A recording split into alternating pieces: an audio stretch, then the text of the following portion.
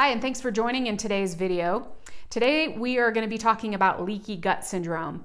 And I'm sure you've heard of the phrase leaky gut or intestinal hyperpermeability. And you probably want to know, do you have leaky gut? Well, you know if you have leaky gut syndrome if you have food allergies, food sensitivities. After eating certain meals, certain foods, you feel bloated. You may get, distension in your abdomen. You may even get abdominal pains, cramping, diarrhea, poorly formed stools, constipation. Any kind of gut dysfunction or gut distress is usually associated with leaky gut syndrome. So here's quickly how leaky gut syndrome works. So this is your small intestine, and in the small intestine is where you want nutrient absorption. You want your vitamins, your minerals, your amino acids to pass through after they've already been broken down up in the upper GI system. So basically, once it hits the small intestine, you want all these just nutrients just to pass through the colonocytes into the bloodstream so that they can be distributed accordingly in the body. Well, what happens in leaky gut down in here, this is just a little snip of the small intestinal wall. Every one of these little colonocytes, they're held together pretty tight by tight junctions.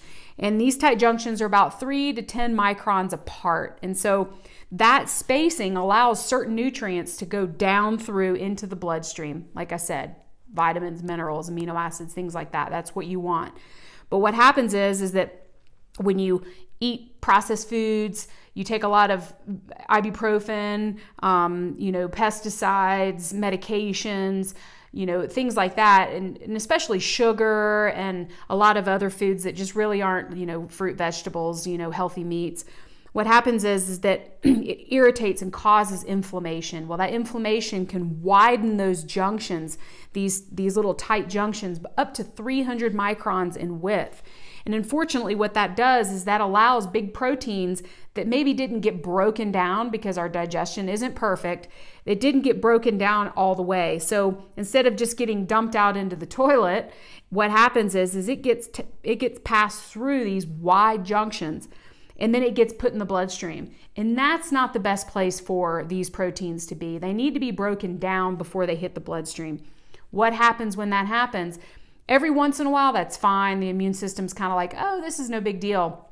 But if you're that type of person that eats eggs every day for breakfast, maybe you eat that bagel, you eat that sandwich with large proteins like dairy, eggs, gluten, things like that, those big proteins every single day triggers an immune response.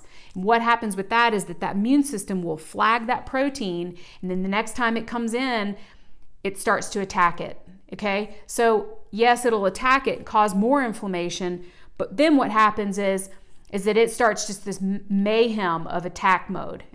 And so that means that the immune system starts firing at the protein, but it also starts firing at tissues that may similarly look like that protein.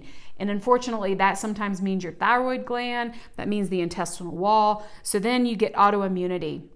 Autoimmunity is when the body attacks itself, and that means that you might get ulcerative colitis, you could get Crohn's disease, which is a small intestinal inflammation, autoimmunity. You can get Hashimoto's, which is the thyroid gland autoimmunity, and you can get celiac disease, which is also a small intestinal autoimmunity. And so the problem is that when that happens every day, every single meal that you eat over and over again, it starts to trigger that response. So leaky gut needs to be discovered and found, and it needs to be stopped early. And so if you're having these symptoms such as the bloating, the abdominal pain, digestive problems, cramps, food sensitivities, so say like you eat certain foods and you might get headaches or gut problems, it's best to eliminate a lot of those foods for about 4 to 6 weeks and then start to reintroduce them to see if they trigger a response.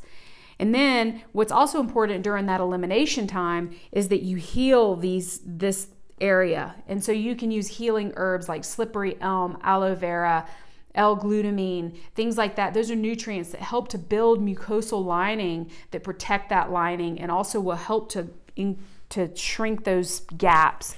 And so you only want to have food and nutrients that are coming through that are useful for the body and that don't trigger an immune response. So thanks again for joining. Leaky gut was today's subject. Appreciate you following along. Next time we'll talk about adrenal dysfunction and pretty heavy information, but thanks for following along, and hopefully this is all useful information for you. Again, my name is Dr. Amy Denick, and I look forward to talking to you next time, and have a great day.